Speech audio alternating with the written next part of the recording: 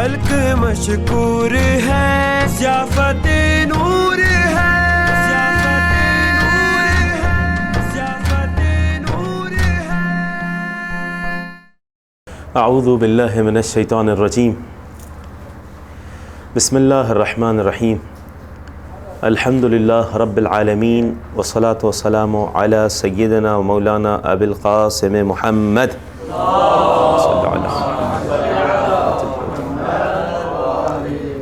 وعلی آلہ الطیبین الطاہرین المعصومین۔ رب اشرح لی صدری ویسر لی امری واحلل عقدۃ من لسانی یفقہوا قولی۔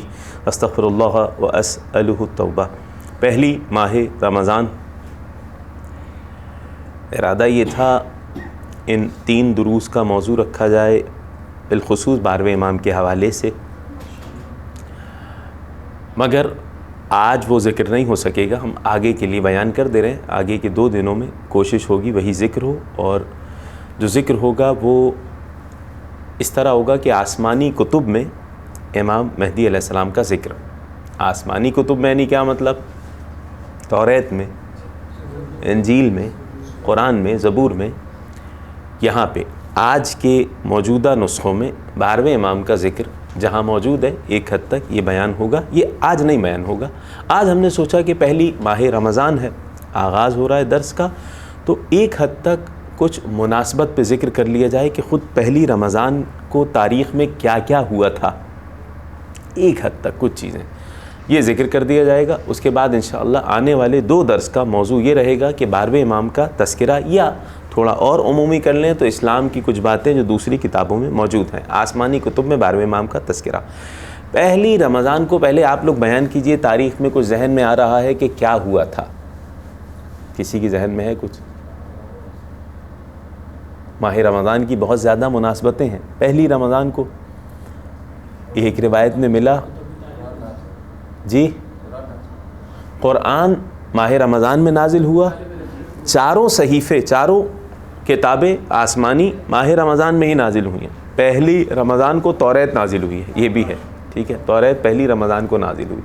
اس کے علاوہ تاریخی اسلامی واقعات میں دیکھا جائے تو ابی بن کعب کا نام سنا ہے آپ نے؟ حضرت ابی بن کعب باقاعدہ یہ کائنات کے نبی کے صحابی ہیں۔ انہی سے حدیث ہے کہ جب ابی بن کعب نبی کے ساتھ بیٹھے ہوئے تھے تو امام حسین علیہ السلام تشریف لائے، بچپنے کا عالم ہے، تو سرکار نے کہا تھا مرحباً بکا یا زین السماوات، اے آسمانوں کی زینت حسین، خوش آمدید۔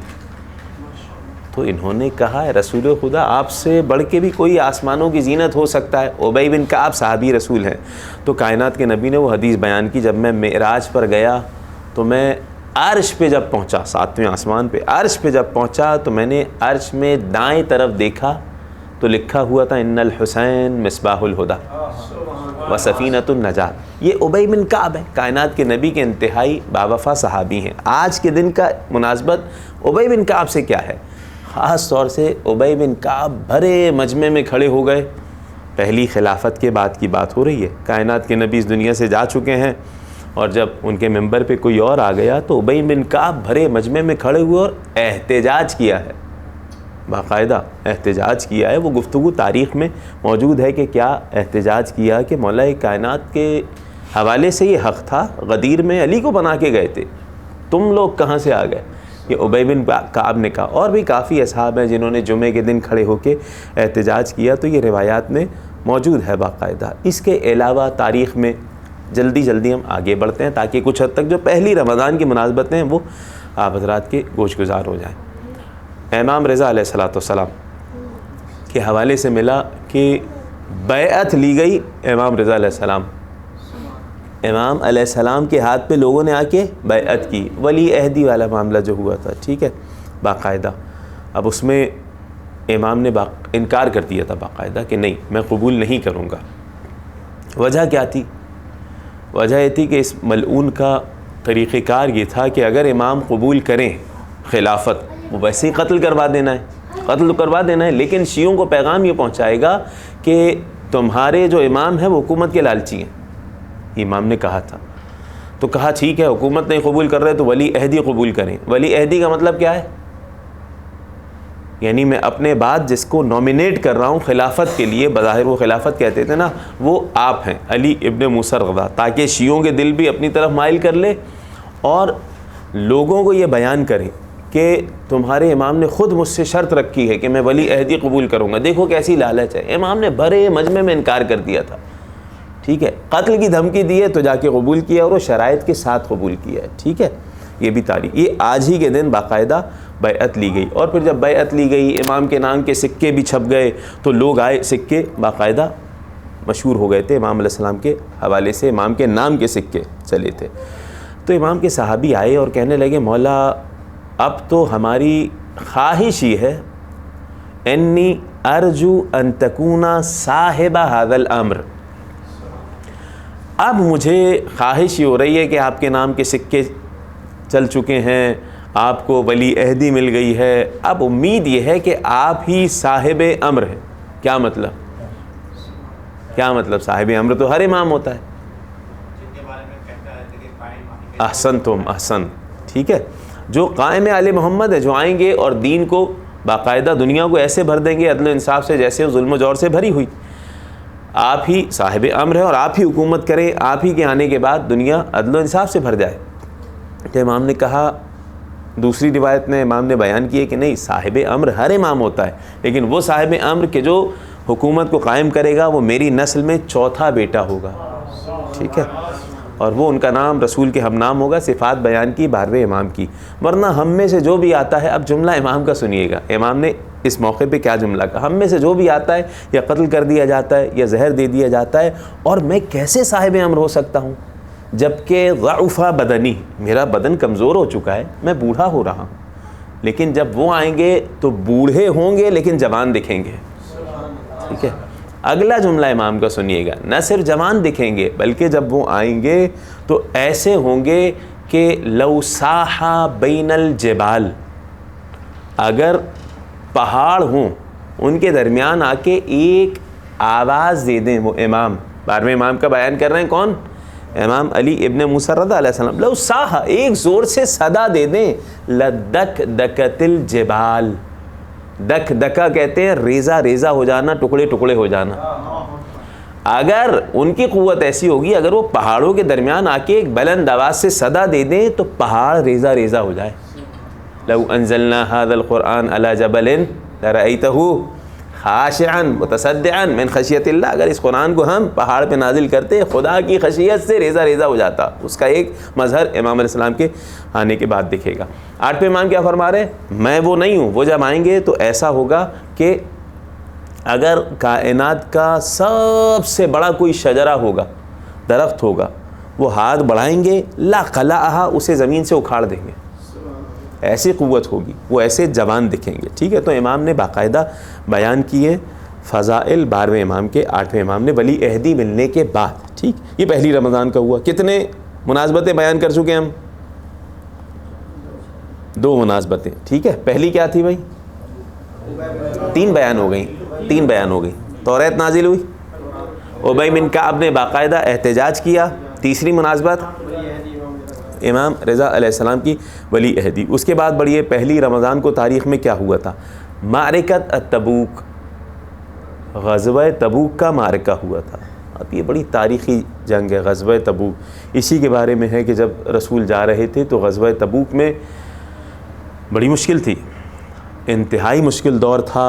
وجہ یہ کہ قحط سالی سی تھی، اور اب لوگوں نے جب کچھ اگایا ہوا تھا، اگنے کا وقت آ گیا تھا، تو رسول نے کہا چلو اب لوگ گھبرا رہے ہیں، یہاں منافقین سازش کر چکے ہیں کہ ہم جائیں گے اور واپس پلٹ کے آ جائیں گے، سب مدینہ سے گئے ہوئے ہوں گے، ہم مدینہ میں حملہ کریں گے اور ان کے گھر والوں کو، بچوں کو باقاعدہ اسیر بنا لیں گے منافقین جو تھے، اور جب محمد آئیں گے تو ان سے جنگ ہو جائے گی کہ ان کی وجہ سے ہم نے ان کو قیدی بنا لیا ہے، اب ہمارے ہاتھ میں حکومت آ جائے گی۔ ہاں، اسلام کے نام پہ کام یہ کریں گے کہ ایک مسجد پہلے سے ہی بنا ڈالو، مسجد بنا دی۔ کون سی مسجد بنا دی؟ مسجد ضرار بنا دی، ٹھیک ہے۔ تو ایک مسجد رسول نے بنائی تھی، لمسجد اسس علی التقوی، وہ مسجد جس کی بنیاد تقوی پہ رکھی گئی ہو، وہ بہتر ہے یا وہ مسجد کہ جو جہنم کی طرف لے جائے. مسجد زرار کو گرانے کا حکم دے دیا گیا تھا نا بعد میں.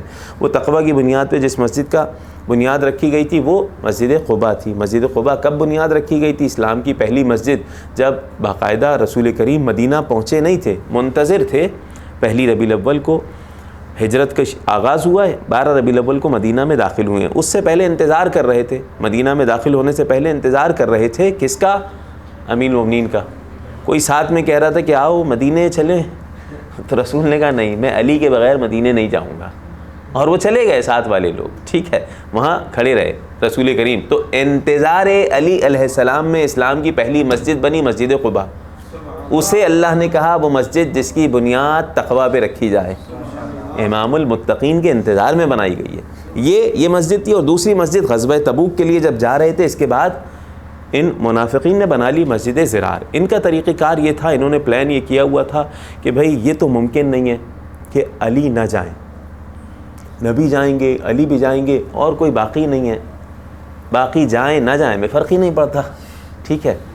تو یہ جب جائیں گے تو ہم مدینہ پہ حملہ کر دیں گے. لیکن سرکار نے طریقہ کار یہ اپنایا کہ یہ ایسی جنگ تھی جس میں رسول نے کہا علی علیہ السلام کو کہ آپ مدینہ میں رہیں گے. اب یہ منافقین یہ تو حیران ہو گئے, یہ کیا ہو گیا بھائی؟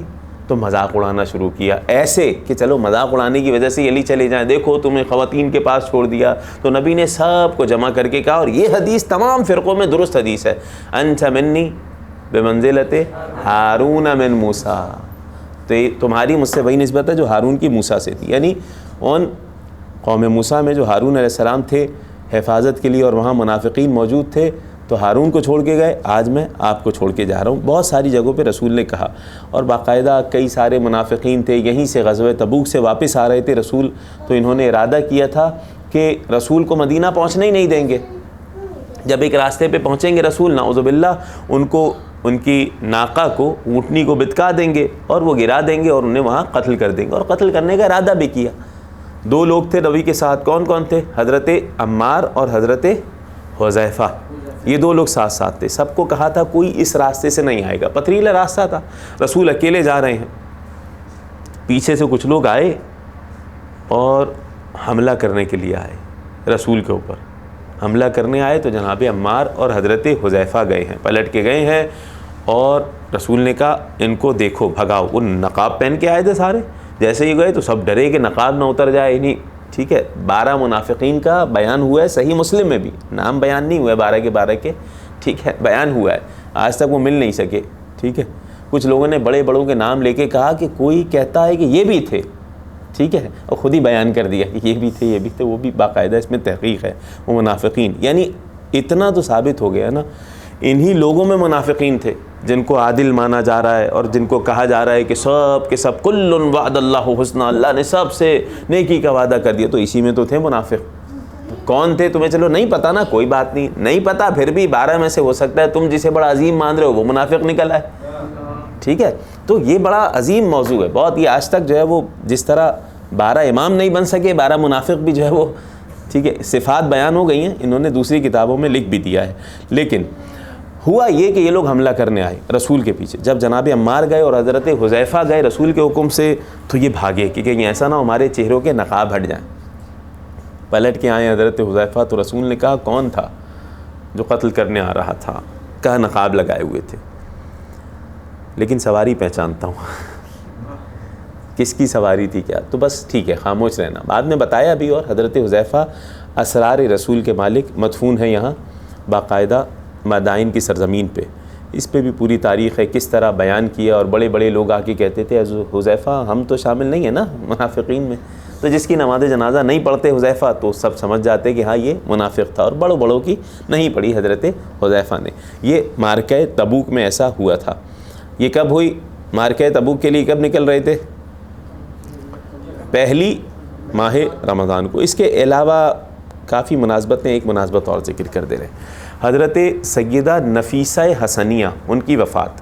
یہ کون ہے, کوئی جانتا ہے؟ سیدہ نفیسہ الحسنیہ, یہ بڑی عظیم المرتبہ شخصیت ہے. پہلی رمضان کو ان کی وفات ہوئی ہے. ان کی ہسٹری تھوڑا سن لیجئے گا. اور باقاعدہ یہ مصر میں دفن ہے. جناب سیدہ نفیسہ الحسنیہ کیوں کہتے ہیں؟ کیونکہ امام حسن مجتبیٰ علیہ السلام کی صاحبزادی ہیں. صاحبزادی یعنی پوتی ہیں. امام حسن کے بیٹے، ان کا شجرہ نسب یہ امام حسن اسلام کی پوتی ہیں، اسی لیے حسنیہ کہا جاتا ہے. امام حسن کے بیٹے زید، ٹھیک ہے، امام حسن کے بیٹے حسن مثنی، ان کے بیٹے زید، ان کی بیٹی ہے یہ، ٹھیک ہے، نفیسہ حسنیہ، ٹھیک ہے. نفیسہ بنت حسن ابن زید ابن حسن ابن علی ابن ابی طالب، مصر میں مدفون ہے. امام حسن اسلام کی پوتی ہیں، امام صادق علیہ السلام کی بہو ہیں، مولا عباس علیہ السلام کی نواسی ہیں. یہ رشتہ ہو گیا ان کا، ٹھیک ہے. یعنی ان کے شوہر جو ہیں چھٹے امام کے بیٹے ہیں، اسحاق. ان کی وفات ہوئی ہے آج کے دن، پہلی رمضان کو. بڑی عابدہ عالمہ، ان کا ذکر کچھ کر دیں گے ہم. انتہائی عابدہ، عبادت گزار عالمہ، اور آج تک اہل مصر ان سے توسل کرتے ہیں، ان کے روضے پہ جا کے دعائیں قبول ہوتی ہیں. مصر میں مدفون ہے. چھٹے امام کی بہو، چھٹے امام کے فرزند ہیں اسحاق. اسحاق کون ہے؟ ساتویں امام کے بھائی ہیں، ٹھیک ہے. اور یہ اسحاق، ان کا بھی بڑا عظیم مقام ہے. ساتویں امام کے بھائی ہیں، اپنے بھائی کی بھی امامت کے قائل ہیں، اپنے والد کی امامت کے قائل ہیں، اپنے بھائی کے بیٹے یعنی امام رضا علیہ السلام کی وصایت کے قائل ہیں. انہیں یقین ہے کہ ہاں یہ امام ہے، یہ نہیں کہ میں امامت کا دعویٰ کر دوں. انتہائی صاحب تقویٰ ہیں، امام کے بیٹے ہیں، لیکن امامت کا دعویٰ نہیں ہے، ٹھیک. اور بڑے عظیم المرتبہ شخصیت. ان کے اوپر ظلم ہو رہا تھا تو ہجرت کر کے گئے تھے وہاں کی طرف، مصر کی طرف، اپنی زوجہ کے ساتھ، ٹھیک ہے. ان کی زوجہ عابدہ فاضلہ، ٹھیک ہے، اور راتوں رات جاگ کے عبادت کرنے والی شخصیت، نفیسہ حسنیہ. باقاعدہ میں نے بیان کیا مولا عباس علیہ السلام کی نواسی ہیں، ٹھیک ہے. ماں کی طرف سے مولا ابوالفضل سے شجرہ ملتا ہے، باپ کی طرف سے امام حسن علیہ السلام سے، ٹھیک ہے. اور شوہر چھٹے امام کے بیٹے. صحیح، کتنا عظیم مرتبہ. آپ دیکھیں، انہوں نے گھر میں ہی ایک قبر بنائی تھی. حفرت لہا قبرن، ان کے لیے قبر، وہیں جا کے جہاں عبادت کرتی تھی وہیں پہ قبر بنائی گئی، وہیں قرآن ختم کیا کرتی تھی. اب سنیں، قرآن یعنی کمال یہ ہے، پہلی رجب کو ان کی ایسا ہوا کہ مرض طاری ہو گیا. پہلی رجب کو پورے سال روزے سے رہتی تھی. پہلی رجب کو جب مرض طاری ہوا تو اپنے شوہر کے لیے خط لکھا، شوہر کے نام خط لکھا. شوہر سفر پہ تھے کہ مجھے ایسے مرض ہو گیا، لیکن مرض کے عالم میں بھی روزہ رکھ رہی ہیں. رجب گزر گیا، شعبان گزر گیا، 2 مہینے مسلسل روزے سے. ماہ رمضان کی پہلی تاریخ آئی، شوہر آ چکے ہیں شدید مرض کے عالم میں، ایسا مرض کہ روزہ ساقط ہو جاتا ہے، ٹھیک ہے. یعنی روزہ چھوڑ سکتا ہے انسان، اختیار ہے. تو افطار کے لیے ان کے سامنے پانی پیش کیا گیا کہ آپ کی حالت ٹھیک نہیں ہے، آپ افطار کیجئے. تو ان کا جملہ سنیے گا، واہ عجبہ، حیرت ہے، میرے لیے پانی پیش کر رہے ہو. دعوت اللہ 30 سنہ، میں 30 سال سے اللہ سے یہ دعا کر رہی ہوں کہ ان افارق الدنیا صائمہ، میں دنیا سے جاؤں تو روزے کی حالت میں جاؤں، اور اب روح قبض ہونے کا وقت آیا ہے تو مجھے کہتے ہو افطار کر لوں. فوراً سورہ انعام کی تلاوت کرنا شروع کی. سورہ انعام کی تلاوت کر رہی ہیں، اس آیت تک پہنچی، لہم دار السلام عند ربہم، ان نیک لوگوں کے لیے اللہ کے نزدیک سلامتی کا گھر ہے جنت میں. اس جملے کی تلاوت کی اور روح قبض ہو گئی، اس دنیا سے رخصت ہوئی. نفیسہ حسنیہ. اچھا، اب اس کے بعد عجیب معاملہ ہوا. وہاں پر حضرت نفیسہ حسنیہ مصر میں دفن ہے، ٹھیک ہے. معاملہ یہ ہوا، اہل مصر، بلکہ ان کا تھوڑا سا میں ذکر کر دوں. ابن خلیقان، ابن خلیقان کا نام سنا ہے آپ نے؟ ابن خلیقان بہت بڑے عالم گزرے، ٹھیک ہے، مخالفین کے، اور کئی جگہ آپ نے ان کا نام دیکھا ہوگا. پہلے ان کے والد بڑے عالم تھے. اچھا یہ بھی سن لیجئے، انہوں نے باقاعدہ نہج البلاغہ پہ بھی کچھ اعتراضات کچھ کیے ہیں. اور عجیب بات یہ ہے کہ ان کے والد تھے اصل میں بڑے عالم دین، ٹھیک ہے. ہمیشہ اپنے باپ کا تذکرہ کرتے تھے، کانا ابی یقول، کانا ابی یقول، میرے باپ یہ کہتے تھے، میرے باپ یہ کہتے. تو مجمع میں کسی نے کہا خلی کان من انت، کان ابی یقول، میرا باپ کہتا، تم کون ہو تم؟ تو اس نے کہا یہ بات تو ٹھیک ہے، میں باپ کی باتیں کرتے رہتا ہوں، میں خود بھی تو پڑھوں. تو پڑھا، بہت بڑا ان کا عالم بنا باقاعدہ. اچھا، اسی نے کچھ شبہات چھوڑے. اسی نے سب سے پہلے یہ شبہ شیعوں کے نزدیک باقاعدہ چھوڑا شبہ بیان کیا جو غلط بات تھی، بالکل شیعوں میں کوئی نہیں کہتا ہے. کہا کہ شیعوں کا عقیدہ یہ ہے کہ ان کے امام غار میں جا کے غائب ہو گئے اور وہیں سے نکل کے آئیں گے. یہ مکتب تشیع میں کسی کا عقیدہ نہیں ہے. ہم میں سے کون کہتا ہے کہ وہاں سرداب میں امام علیہ السلام وہاں جا کے غیبت شروع ہوئی ہے؟ غیبت جو ہے چوتھے نائب اس دنیا سے رخصت ہوئے، فقد وقعت الغیبۃ تامہ، امام کی توقع آ گئی کہ غیبت تام ہو گئی ہے. غار کا وہ تو سرداب کا کیا تھا معاملہ، امام کو رکھا جاتا تھا، کوئی آتا تھا وہاں ملاقات کے لیے لے آیا جاتا تھا، وہاں کوئی تعلق ہی نہیں ہے کہ وہاں جا کے امام غائب ہو گئے، غیب میں چلے گئے اور وہیں سے نکل کے آئیں گے. ہمارا کوئی عقیدہ ہی نہیں ہے. اسی کی بات کو لے کے آج تک مخالفین یہ باتیں کرتے رہتے ہیں. یہ کوئی عقل مند عقیدہ رکھے گا کہ غار میں گئے امام اور وہاں چھپ گئے، غائب ہو گئے. ٹھیک ہے، وہ اصحاب کہف ہیں، وہ الگ ہیں. ٹھیک ہے، امام کا ہمارے ہاں کہیں عقیدہ کسی حدیث میں نہیں ہے، کسی علماء نے نہیں لکھا. یہ دشمنان نے یا مخالفین نے، ٹھیک ہے، یا جانتے ہوئے یا نہ جانتے ہوئے شیعوں پہ تہمت لگائی. ان میں سے ایک ابن خلیقان ہے. ٹھیک ہے، اب یہاں پلٹ کے آئیے. ابن خلیقان لکھتے ہیں اپنی کتاب وفیات الاعیان میں. کتاب کون سی ہے؟ وفیات الاعیان میں. جناب وفیات الاعیان کا مطلب کیا ہے؟ اعیان، بڑے بڑے لوگ. ٹھیک ہے، عین کی جمع اعیان. ٹھیک ہے، عین جو بہترین دکھنے والے بڑے بڑے لوگ. ٹھیک ہے، وہ جو گزرے ان کے حوالے سے کتاب لکھی ہے. ان میں سیدہ نفیسہ حسنیہ کا ذکر کیا ہے انہوں نے. ٹھیک ہے، اب سنیے کیسے ذکر کیا ہے ابن خلیقان نے. ان کی ولادت پہلے سن لیجئے گا.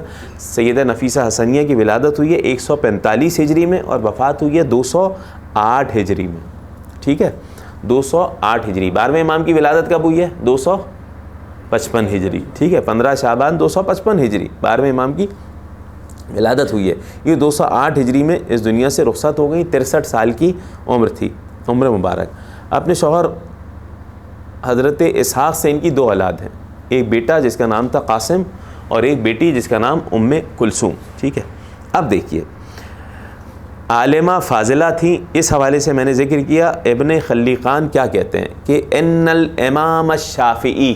کون کہہ رہا ہے؟ ابن خلیقان کہہ رہے ہیں کہ ان الامام الشافعی، امام شافعی جیسی شخصیت جب مصر جایا کرتے تھے، جب یہ حیات تھی اس وقت مصر جایا کرتے تھے تو سیدہ نفیسہ حسنیہ سے خاص طور سے ملاقات کرتے اور ان سے احادیث رسول لیا کرتے تھے کہ آپ کے پاس جو سلسلہ ہے وہ کسی اور کے پاس نہیں ہے. یعنی امام شافعی ایسے تھے. ٹھیک ہے، اس کے بعد جب کہ اہل مصر کا اعتقاد یہ ہے، آپ کی ذات پہ بہت زیادہ عقیدہ ہے، قبرھا معروف باجابت الدعاء.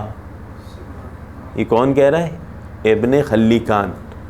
کہ سیدہ نفیسہ حسنیہ کی قبر معروف ہے کہ وہاں جا کے دعائیں قبول ہوتی ہیں. جو شیعوں پہ ایسی تہمت لگا رہا ہے، ٹھیک ہے، وہ کہہ رہا ہے کہ ان کی قبر معروف ہے کہ وہاں دعائیں قبول ہوتی ہیں. جو نہج البلاغہ پہ اعتراض کر رہا ہے وہ کہہ رہا ہے کہ ان کی قبر پہ دعائیں قبول ہوتی ہیں. سیدہ نفیسہ حسنیہ میں نے بیان کیا. سید مومن شبلنجی اپنی کتاب میں لکھتے ہیں، کتاب ان کی ہے نور الابصار. اس میں فرماتے ہیں کہ جناب سیدہ نفیسہ حسنیہ مکہ میں ان کی ولادت ہوئی تھی. اس کے بعد مدینہ آ گئیں. مدینہ میں عبادت، زہد و تقوی کے ماحول میں پلی بڑھی. اسی وجہ سے دن بھر روزے رکھتی تھیں اور رات عبادت میں گزارتی. مالدار بھی تھیں تو تنگ دست اور عاجز افراد، مریضوں اور عام افراد کی مدد کیا کرتی تھی. حجت 30 مرہ ماشیتاً فی اغلبہا. 30 حج انجام دیے. خاتون ہیں، عورت، 30 حج انجام دیے اور زیادہ تر حج پیدل انجام دیے. سیدہ نفیسہ حسنیہ. پہلی رمضان کو ان کی وفات ہوئی. اب زینب بنت یحییٰ نام ہے. یہ باقاعدہ شیخ عباس قمی نے منتہی الاعمال میں بھی روایت یہ والی لکھی ہے. زینب بنت یحییٰ ان کی بھتیجی ہیں، یعنی ان کے بھائی کی بیٹی ہیں. وہ روایت کرتی ہیں. اب دیکھیے زینب بنت یحییٰ، انہی سے یہ روایت تھی کہ لبست فی خدمت عمتی، میں اپنی پھوپھی کی خدمت میں رہی. نفیسہ 40 سنہ، 40 سال اپنی پھوپھی کی خدمت میں رہی. فما رأیتها تنام لیلا او تفطر نہارا. 40 سال اپنی پھوپھی کی خدمت میں رہی. میں نے کبھی نہیں دیکھا 40 سال میں کہ کبھی دن میں روزے کے بغیر رہی ہوں اور رات کو عبادت کے بغیر سوئی ہوں. رات جاگ کے گزرتی ہے، دن روزے سے گزرتی. 40 سال ایسے گزارے تو اللہ نے کیا کرامت دی. ان کے روزے پہ جا کے، ان کی قبر پہ جا کے دعائیں قبول ہو رہی ہیں. سیدہ نفیسہ حسنیہ ان کی بھتیجی نقل کر رہی ہیں. اس کے بعد جو روایت میں لکھا یہاں کہ کوئی رات ہاں ایسی نہیں تھی کہ جس میں عبادت کیے بغیر سوئی ہوں اور رات بھر جاگ کے عبادت کرتی، دن بھر روزے سے رہتی. ایک روز میں نے کہا آپ خود کو اپنے آپ پہ تھوڑا رحم کھائیے، شفقت سے پیش آئیے، بہت سختی کرتی ہیں اپنے نفس پہ، آپ ہمیشہ روزے سے رہتی ہیں. تو ان کا جواب سنیے، کیف ارفق بنفسی و امامی عقبات لا یجتازها الا الفائزون، میں کیسے اپنے ساتھ نرمی سے پیش آؤں جبکہ میرے سامنے انتہائی مشکل سفر ہے، قیامت کا، آخرت کا انتہائی مشکل سفر ہے جس میں کامیاب نہیں ہوں گے مگر یہ کہ عبادت گزار اور صاحبان تقویٰ، زہد و تقویٰ کی عظیم منزل. بلکہ اب دیکھیں یہ جو میں نے پہلے ذکر کیا تھا قبر کے حوالے سے کہ ان کو ایک قبر میں اسی قبر میں دفن کیا گیا جو قبر انہوں نے بنائی ہوئی تھی پہلے سے، اس قبر کے حوالے سے ان کی بھتیجی روایت کرتی ہیں. بھتیجی کا نام کیا ہے بھائی؟ زینب، ابھی بیان کیا، ٹھیک ہے، زینب بنت یحییٰ، ٹھیک ہے، یحییٰ ان کے بھائی تھے، ٹھیک، زینب بنت یحییٰ. وہ روایت کرتی ہیں کہ لکھا تاریخ میں اتمت فی ھذا القبر 6000 ختم القرآن.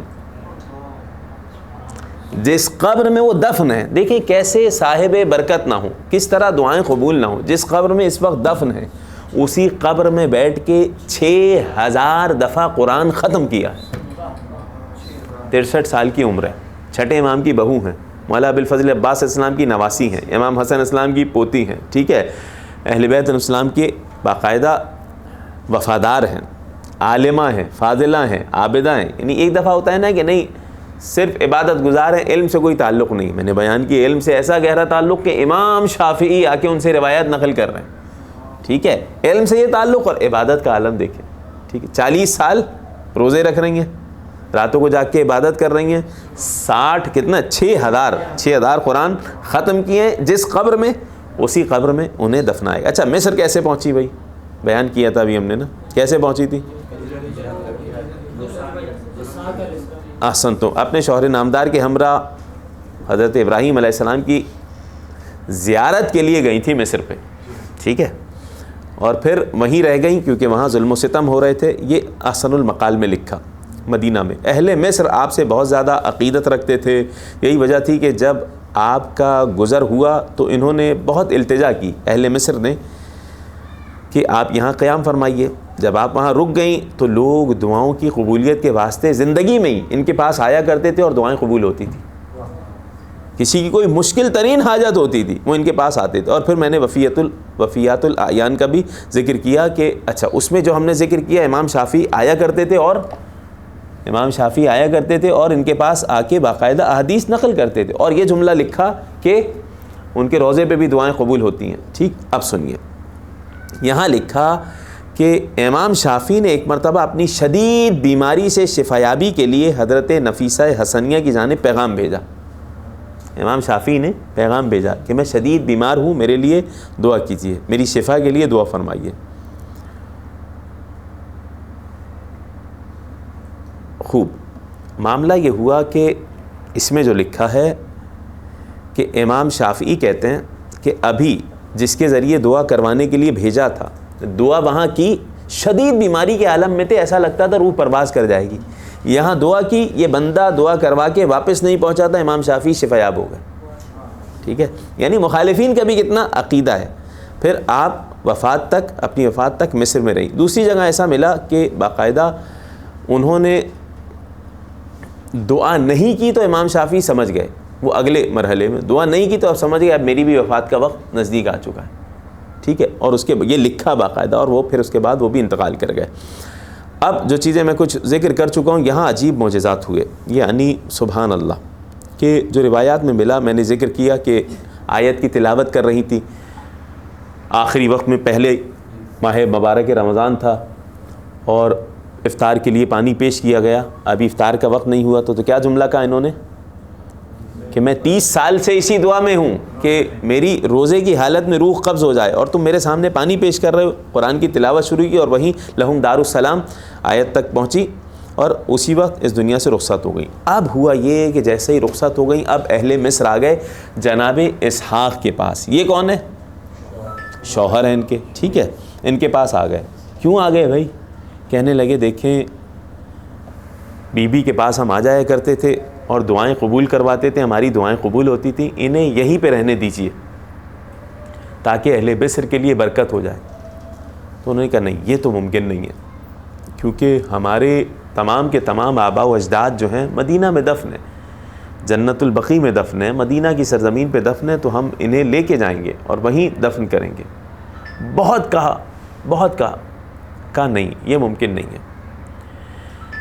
اہل مصر میں گریہ و بکا ہو گیا، ٹھیک ہے، یہاں تک کہ مصر کی خواتین آئیں، اپنے قیمتی زیورات لائیں کہ یہ سارے زیورات لے لو، جتنا مال لینا چاہو لے لو، سیدہ نفیسہ حسنیہ کو یہیں دفن کرو. انہوں نے کہا نہیں، معذرت، یہ آپ اپنے لیے رکھیں، لیکن ہمارا یہ طریقہ کار ہے نہیں، ہم لے کے جائیں گے جنازہ، وہیں مدینہ میں ہی دفن کریں گے. تو کہا پھر ٹھیک ہے، ایک دن آپ ٹھہر جائیے، ایک رات یہاں ٹھہر جائیے، پھر کل آپ یہاں سے نکل جائیے گا تاکہ ہم سب جگہ اعلان کر دیں کہ یہ جنازہ جانے والا ہے. اور وہ جو روایات میں ملا، تاریخ میں جو لکھا، شبلنجی لکھتے ہیں اپنی تاریخ میں نور الابصار میں، کہ جب یہ اعلان ہو گیا، ماہ رمضان کی تاریخ تھی نا، اعلان ہو گیا کہ جنازہ جا رہا ہے، تو لوگ آہو بکا کرتے ہوئے، گریہ کرتے ہوئے، بالکل جیسے قیامت آ گئی ہو. سب بچے، بوڑھے، جوان، خواتین سب گریہ کرتے ہوئے ان کے گھر آ رہے ہیں، تعزیت پیش کر رہے ہیں، رو رہے ہیں. ٹھیک ہے، اس حال میں رات گزری. اب صبح سب انتظار میں کھڑے ہیں کہ جنازے کو بڑی شان سے لے کے جائیں گے، مصر سے جنت البقیع مدینہ لے کے جائیں گے. صبح کے وقت ان کے شوہر نے کہا کہ نہیں، ہم یہیں پہ دفن کریں گے. تو کہا کیا ایسا کیا ہو گیا معاملہ؟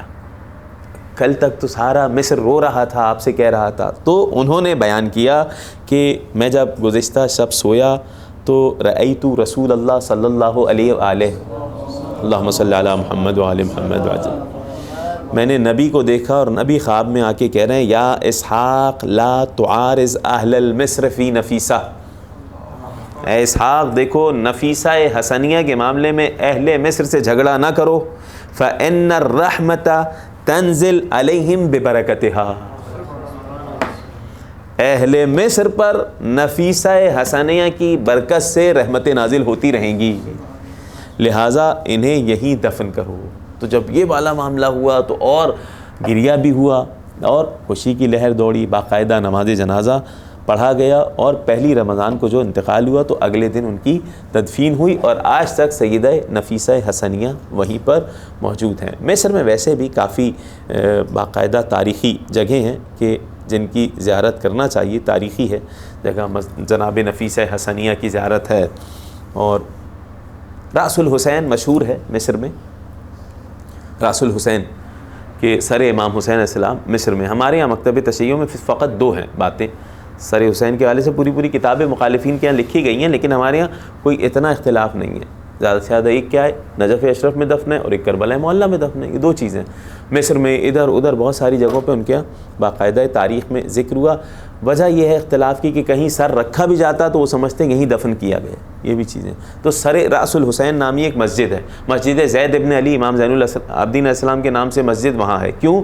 حضرت زید علیہ السلام کا سر وہاں دفن ہے مصر میں. جناب زید شہید یہاں پر ہوئے تھے اور 4 سال تک جسد لٹکا رہا تھا. باقاعدہ ان کا سر 4 سال تک جسد لٹکا رہا ہے. جو جناب زید کا روضہ ہے یہاں پہ، حضرت زید یہاں موجود نہیں ہے 4 سال تک. پھر اس کے بعد جب اس کے معجزات ہوئے تو اس کو باقاعدہ حرق کر دیا گیا، جلا دیا گیا. اس کی راکھ جو بچی وہ دفنائی گئی ہے یہاں پہ. سر مدینہ لے جایا گیا، مدینہ میں لٹکا رہا، مدینہ سے مصر لے جایا گیا، مختلف جگہ. مصر میں اہل مصر نے باقاعدہ جب پوچھا کہ کس کا سر ہے، کہا زید. کا کون؟ زید ابن علی. علی کون؟ کا علی ابن الحسین. کا حسین ابن علی کے ہوتے؟ کہا ہاں وہ ہیں. تو انہوں نے باقاعدہ جنگ کی اور وہ سر لے کے دفنایا. تو جہاں دفنایا اس مسجد بنائی. اس مسجد کا نام بھی مسجد امام زین العابدین علیہ السلام، وہ موجود ہے. اس کے علاوہ سیدہ نفیسہ حسنیہ موجود ہے، مسجد راس الحسین موجود ہے. اس کا بھی ایک باقاعدہ پوری تاریخ ہے. مسجد راس الحسین کیوں کہتے ہیں اس کو، یہ بھی سن لیجئے. چلیں، مسجد راس الحسین مصر میں جو ہے، جہاں پہ دفن ہے سر امام حسین نہیں، وہ صندوق دفن ہے جس میں سر امام حسین رکھا گیا تھا. جب فاطمی حکومت آئی تھی تو ان کو پتہ چلا کہ عسقلان کی سرزمین اسقلان جو آج کا یہ فلسطین ہے، اسرائیل فلسطین، یہاں پر وہ صندوق ہے جس صندوق میں سر امام حسین علیہ السلام رکھا گیا تھا. تو انہوں نے باقاعدہ، حکومت ان کے ہاتھ میں تھی، بہت زیادہ مال دے کے وہ سر جس میں رکھا گیا تھا صندوق خریدا، پیسے دیے. تو کہا ٹھیک ہے ہم بھجوا رہے ہیں. کہا نہیں بھجوانے والی معاملہ نہیں ہے، وہاں کا حاکم، ٹھیک ہے، وہ حاکم خود آئے گا اور ایسے آئے گا جیسے کہ امام حسین کے جسد مطہر کو ہم تشییع کر رہے ہیں، باقاعدہ تشییع جنازہ کر رہے ہیں، ان کے جنازے میں شریک. اہل مصر اتنا طویل سفر کر کے آئے، ان کا حاکم بادشاہ باقاعدہ آیا وہاں، سر لینے کے لیے آیا.